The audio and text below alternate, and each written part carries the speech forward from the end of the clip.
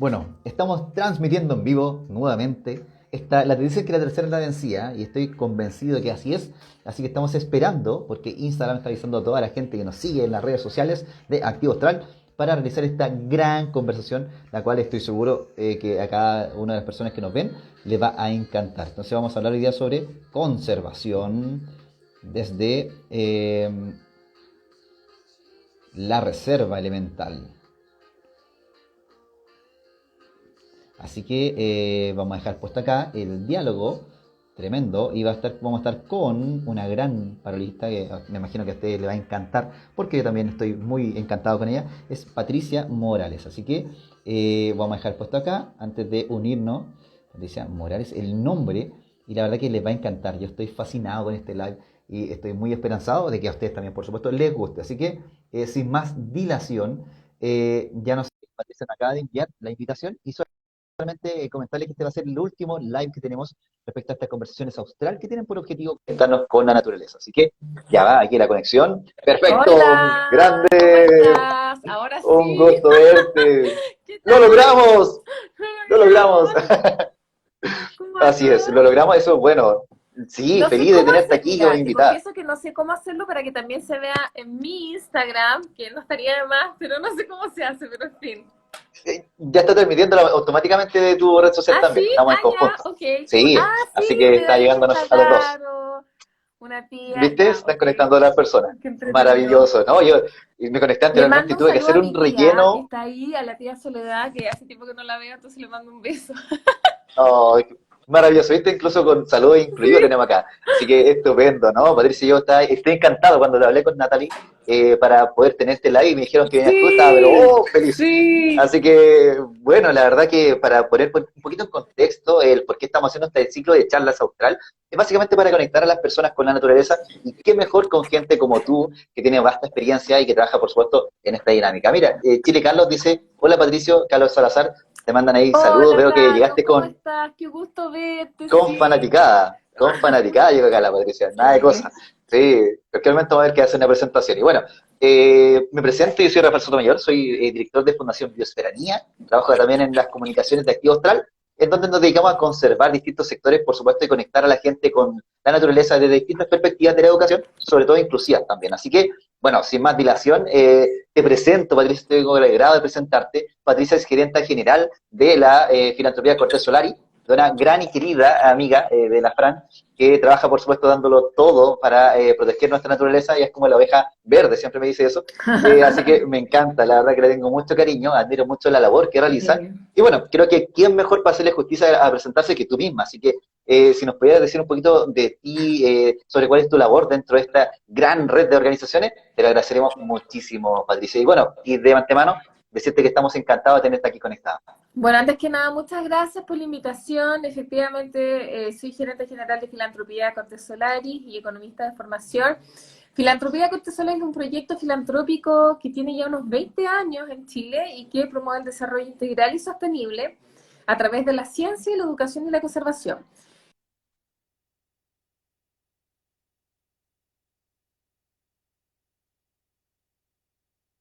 Creo que Y se enfocado en pegó lo la señal de socioemocional. Patricia. ¿Ahora me escuchas? ¿Me escuchas? Ahí sí, ahora sí, te conectaste de nuevo. Ahí estamos, de nuevo. Perfecto. Ya, Quedamos te en que decía nos que es comentabas una. que, quedamos justo al inicio, Patricia, cuando nos comentabas que este proyecto se creó y ahí se quedó Bueno, estancado. este proyecto tiene unos 20 años ya de vida, Filantropía Cortés Solari. Su presidenta ejecutiva es Francisca Cortés Solari, y desde un inicio ella se planteó realmente promover un desarrollo integral y sostenible desde la ciencia, la educación y la conservación, que no eran forzosamente elementos que se pensaban como desde una perspectiva holística y común. Y eso significa que por una parte tenemos Fundación Caserta, que desarrolla programas de educación experiencial al aire libre, con estudiantes, con docentes, con jóvenes líderes. Por otra parte tenemos Fundación Meri, que desarrolla investigación científica y educación ambiental para la conservación de ecosistemas estratégicos y la mitigación del cambio climático. Y tenemos tres reservas naturales que están en territorios estratégicos de Chile, que son las reservas elementales. Una está en el norte del país, en San Pedro de Atacama, otra está en San José de Maipo y otra está en Malimoyo. Y en el fondo, a través de todas estas iniciativas, lo que tratamos de hacer es estar pensando en un desarrollo sostenible, en un cambio de conciencia y trabajar codo a codo con el sector público, privado y sociedad civil para incidir en ese cambio de conciencia que es tan necesario hoy en día. Por supuesto, totalmente. Tremenda labor que realizan. La verdad tienen como distintas conexiones y abarcan muchos sectores. Por supuesto son necesarias porque hay que interconectar uno con otro, no están desligados. Todo tiene una conexión en la naturaleza y también en nuestra sociedad. Y en esta tónica te quería presentar, consultar, Patricia, no sé si me oyes. Sí, ahí está Sí, te conectado. oigo. Respecto a la experiencia, porque imagino que, bueno, es una organización que lleva 20 años, tiene una experiencia tremenda, y sobre todo porque quizás han visto ya el desarrollo y cómo ha avanzado un poquito esta lamentable dinámica que hemos tenido con la naturaleza. Quería consultar cómo ha sido la experiencia de ser parte de este equipo, cómo ha sido la experiencia en torno a la conservación, tal vez con las personas, ¿tiene alguna afinidad o se ha podido lograr tal vez este cambio de conciencia que tú mencionas, o es algo progresivo? ¿Cómo ves tú este avance respecto a la mirada de la gente en torno a la conservación? Mira, qué buena pregunta, porque en realidad para mí ha sido algo completamente novedoso en mi experiencia profesional lo que vivió en Filantropía Corte Solari, porque efectivamente, contarte que en algún minuto yo trabajé en CONICET. Me tocó trabajar muy de cerca con proyectos científicos, pensando en las políticas públicas para la ciencia, tecnología, innovación y competitividad del país. Y siempre yo como economista además estaba pensando en el desarrollo científico, tecnológico, como parte de una matriz productiva o como para el desarrollo de ciertos sectores específicos del país, pero nunca lo estaba pensando realmente como al servicio de la comunidad y al servicio del cambio climático. Eso estaba un poquito inconexo, o más bien era como una especie de punto ciego de los economistas. Yo creo que no soy la única en realidad. Y algo que me pareció sumamente atractivo desde el día uno, de lo que hacemos en particular desde Fundación Meri y también desde las reservas elementales, es decir, la ciencia debe estar al servicio de la toma de decisiones. Otra cosa que me pareció tremendo es que Fundación Caserta trabaja sobre la calidad en la educación. Y si tú te das cuenta, las últimas revoluciones educativas que se dicen en Chile, la revolución pingüino, educación superior, abordan los temas del acceso y equidad en educación. Pero nunca hemos abordado como país seriamente el tema de la calidad. Y Caserta lleva 20 Exacto. años desde el silencio, por así decirlo, como hormiga, trabajando en programas para la calidad de la educación. Y me pareció que eso era como notable y muy adelantado a su tiempo respecto a lo que estamos viviendo en el país.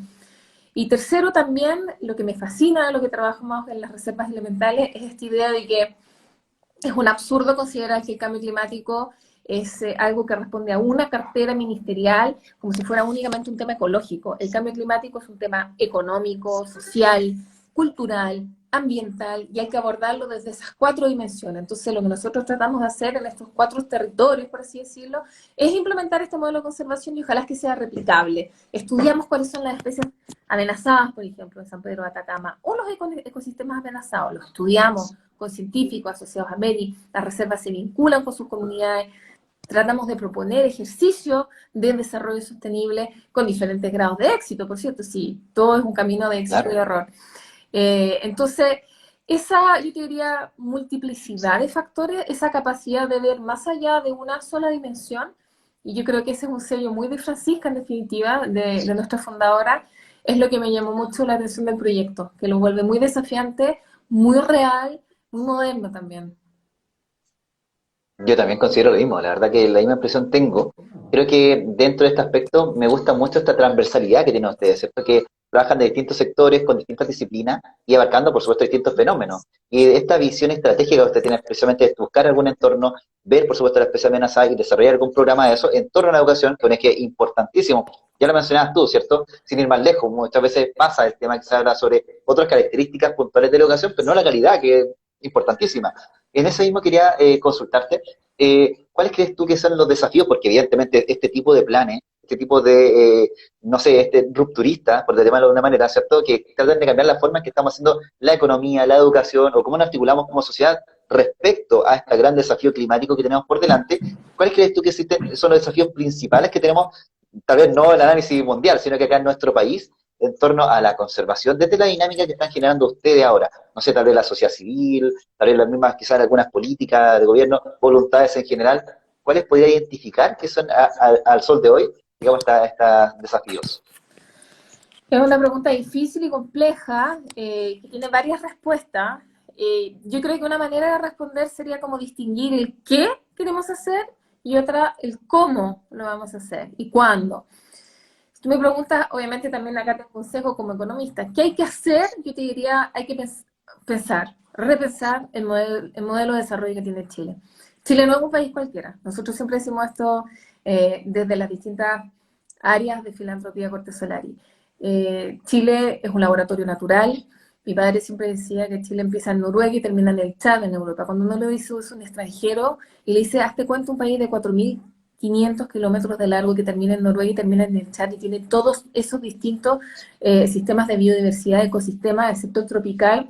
Yo creo que eso nos hace a nosotros mismos tomar conciencia de la diversidad natural que tenemos, de la riqueza que tenemos. Entonces, pensar que tenemos un modelo de desarrollo que es muy extractivo en recursos naturales, que es entendible, pero que a la vez nos genera un problema de sostenibilidad enorme, es algo que tenemos que enfrentar. Pero hay que enfrentarlo de manera responsable y tranquila en alguna medida, es decir, con el sentido de urgencia, pero de manera responsable y tranquila, porque hay que hacerse cargo de que tampoco somos un país rico, somos ricos en recursos naturales, pero somos un país en desarrollo.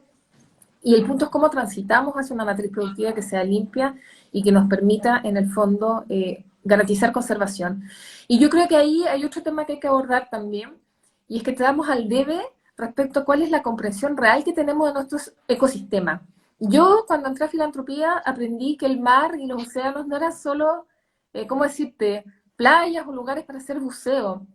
Eran una fuente infinita de los famosos servicios ecosistémicos. Esta palabra que es media extraña, para mí a lo menos lo era, pero servicios ecosistémicos son todos estos servicios biológicos naturales que nos proveen los océanos sin que uno se dé cuenta. Por ejemplo, la captura de CO2, por ejemplo, la emisión de oxígeno. Entonces, uno transita por la vida sin darse mucho cuenta cómo se oxigena, cómo sobrevive, etcétera. Entonces, ese precio que se paga al contaminar los océanos, al contaminar las grandes extensiones terrestres, no está incorporado a la reflexión. Y de alguna manera, yo creo que esa es la reflexión en serio que tenemos que tener, salir de la cocina y decir, bueno, pero cuando hablamos de modelo de desarrollo sostenible, ¿qué significa?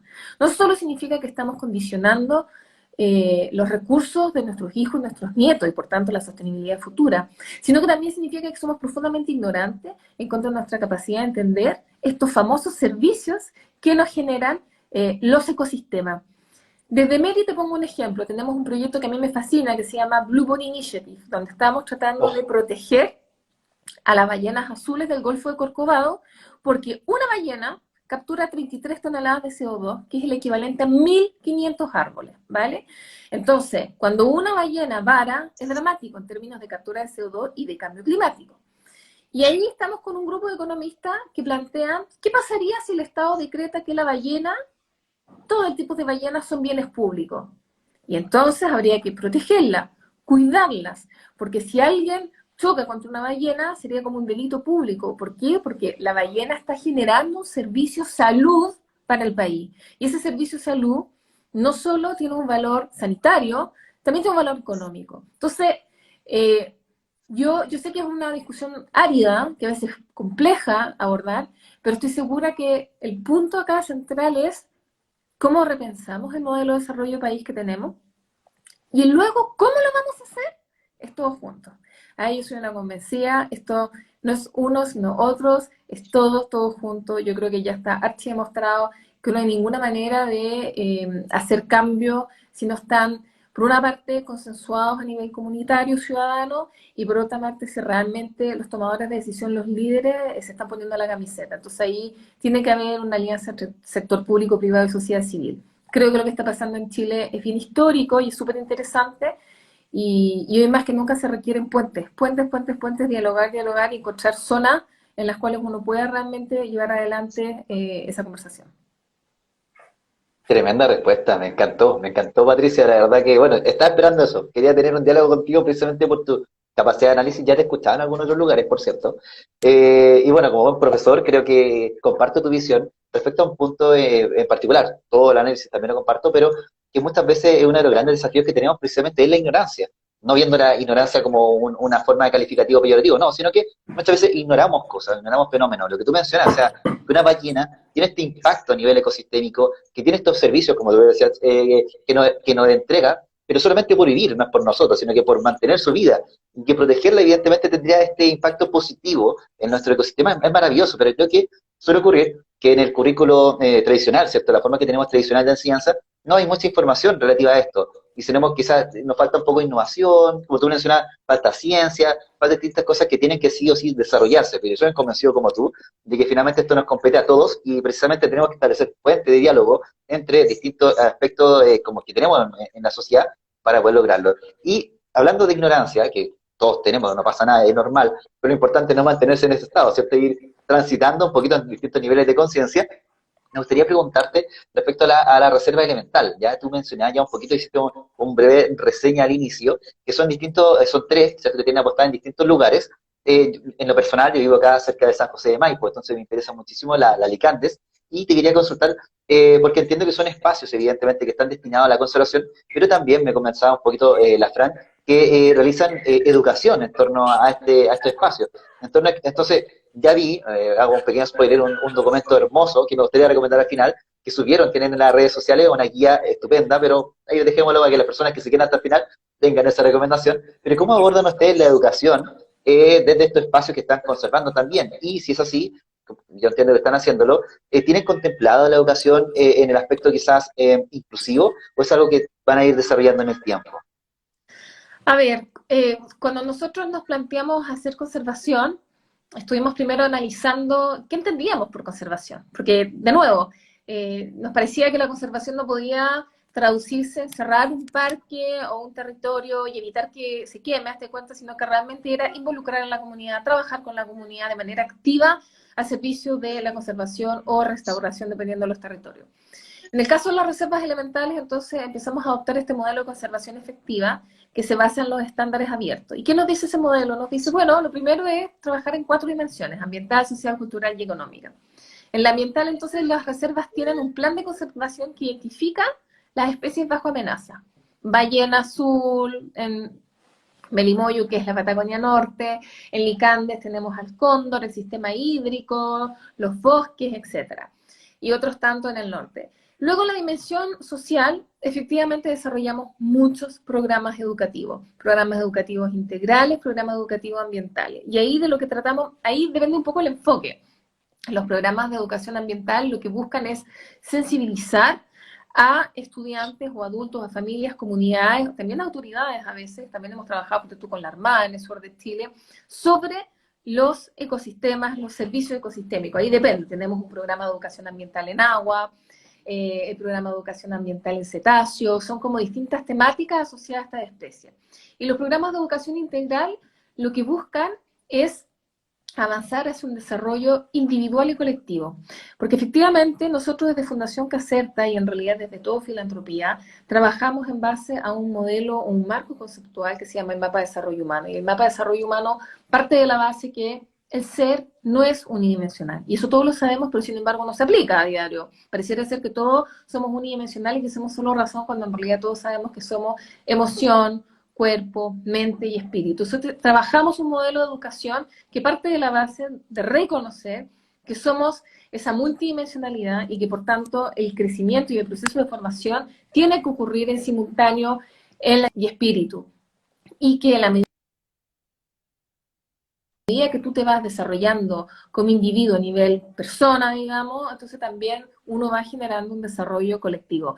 Y estos programas de educación son programas de acompañamiento escolar, muchas veces cuando son con estudiantes, al aire libre, donde se va con jóvenes, a veces son programas diurnos, otros que son por 3 días, y tienen todo tipo de expediciones en los bosques. A veces hay niños de áreas muy vulnerables que nunca han estado fuera de Santiago, en un entorno de esas características, lo cual es dramático, porque uno piensa un país como Chile, con nuestra geografía, que haya tanta brecha en materia de acceso geográfico, hace aún más importante repensar la educación al aire libre. Nosotros siempre hablamos de eso, educación al aire libre, en los espacios verdes, reconectando a los niños con el origen.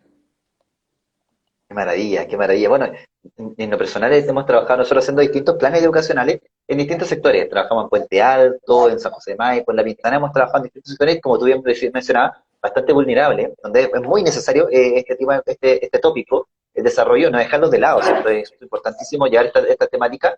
Y claro, nos suele ocurrir que cuando vamos a estos sectores y hablamos sobre naturaleza, pese a estar tan cerca del cajón del Maipo, hay muchos que no conocen este sector que solamente han visto las montañas, quizás desde la perspectiva de acá, puedo verlo, cuando nieva, que se ahí parece de repente la cordillera, pero no tiene mayor conexión, y lo que tú mencionabas, precisamente el acceso, muchas veces imposibilita, ¿cierto?, el acercarse ahí, tal vez desde el acceso desde una perspectiva económica, el transporte, tal vez desde una perspectiva social, no sé, porque la familia no permite tener el tiempo para poder ir allá, y ahí es donde nace una consulta, ligada a lo que te estaba mencionando, ¿cómo podría ser alguna institución educacional o tal vez un particular que quisiera conectarse un poco con esta reserva? ¿Es de libre acceso? ¿Tiene que ser algún tipo de reserva adicional? ¿Cómo funciona esta dinámica para tener acceso al público en general? Entendiendo que estamos en una condición no muy favorable. Sí, por supuesto. Bueno, nosotros estamos justamente avanzando en el modelo de conservación efectiva porque queremos que nuestras reservas sean verdaderos laboratorios naturales al servicio justamente del desarrollo ambiental, social, cultural.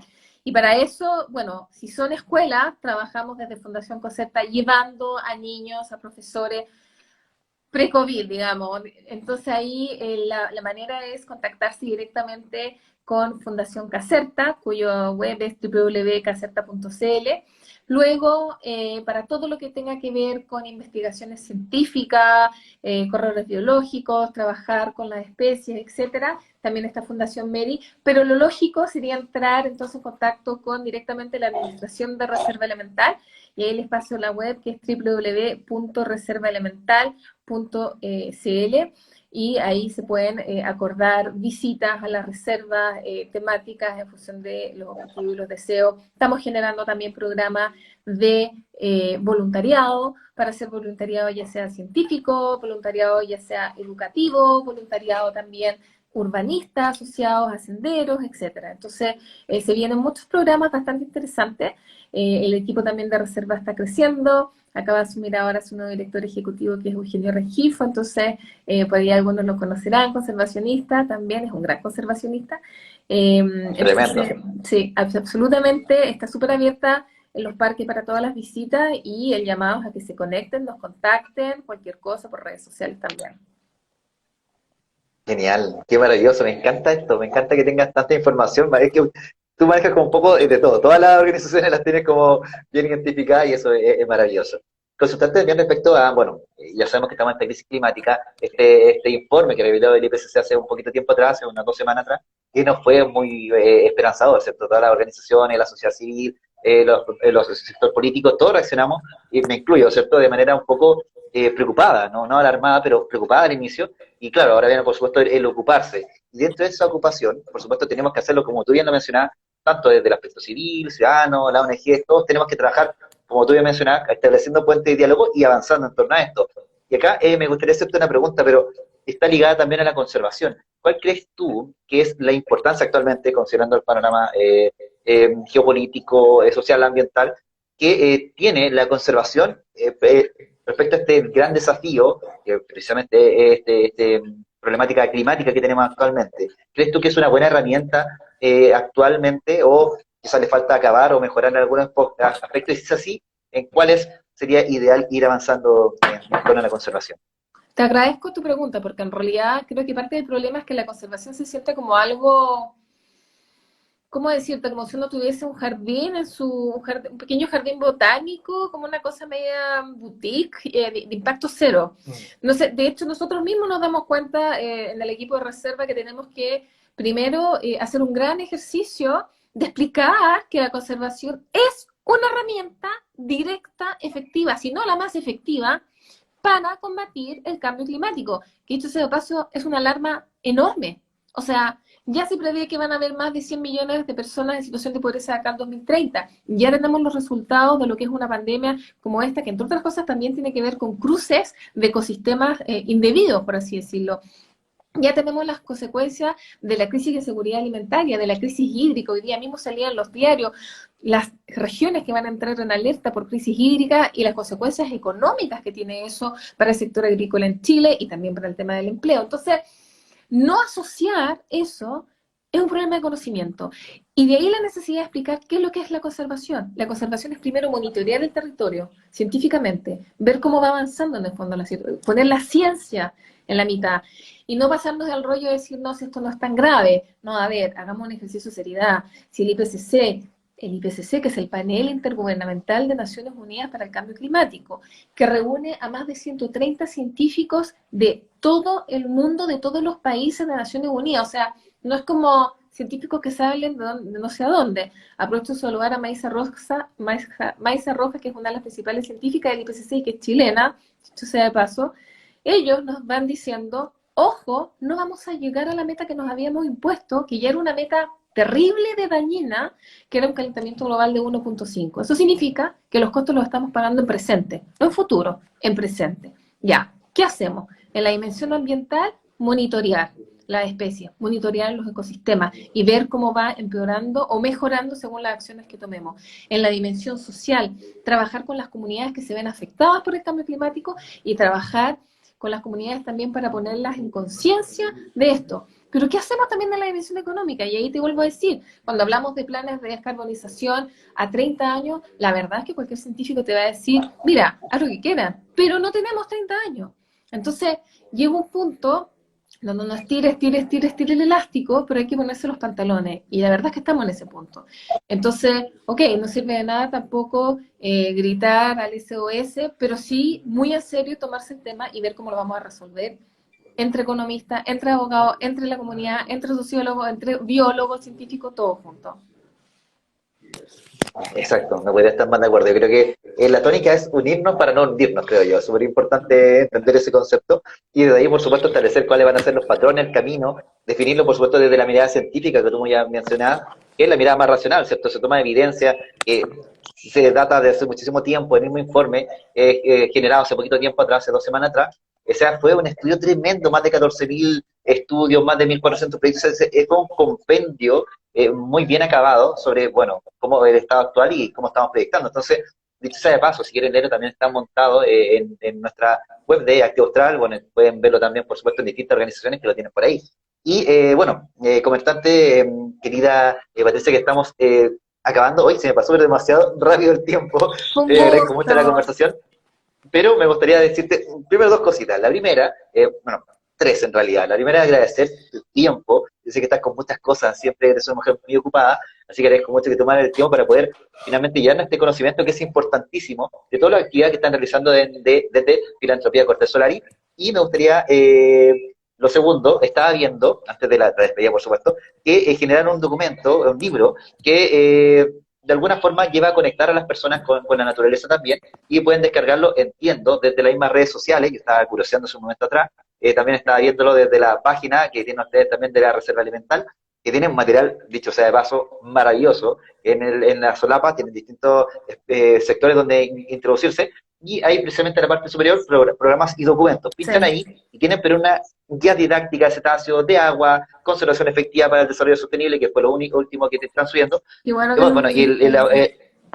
increíble, así que para dejar a la gente que nos está viendo, porque esto vamos a montarlo también en YouTube, en distintas plataformas, y quienes lo van a ver, por supuesto, al futuro, le mandamos un mensaje desde el pasado con Patricia, que puedan, por supuesto, ingresar a estos documentos, que lo socialicen, que los compartan, por supuesto, que es algo importantísimo. Y saludos también acá a ti. Y bueno, antes de despedirnos, Patricia, tenemos una costumbre nosotros acá, hemos hecho muchas conversaciones con gente genial, como tú también, que han hablado desde cómo poder habitar con impacto cero, como Cero Cabin, con formas de casas que tienen formas de árboles que se adaptan al ecosistema.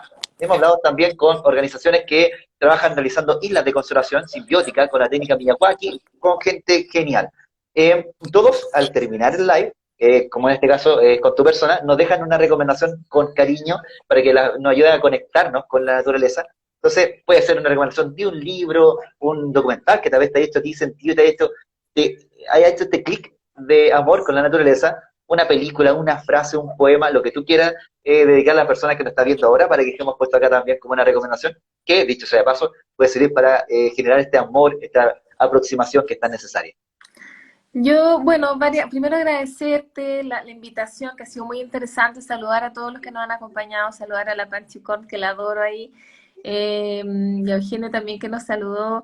Y respecto a recomendaciones, están todos súper invitados a revisar el material que tenemos desde Reservas Elementales, también desde Fundación Mary. Tenemos documentales sobre ballenas azules, documentales sobre agua, tenemos las guías dulceacuícola, tenemos este nuevo libro sobre conservación efectiva, abordaje territorial, que está tanto en la Reserva Elemental como en la web de Filantropía, Cortés Solari y de Fundación Mary. Y diría simplemente dos cosas: solo se cuida lo que se quiere y se quiere lo que se conoce. Lo más difícil siempre es tener la curiosidad intelectual y de ir a ver lo que al otro, al ajeno, la alteridad.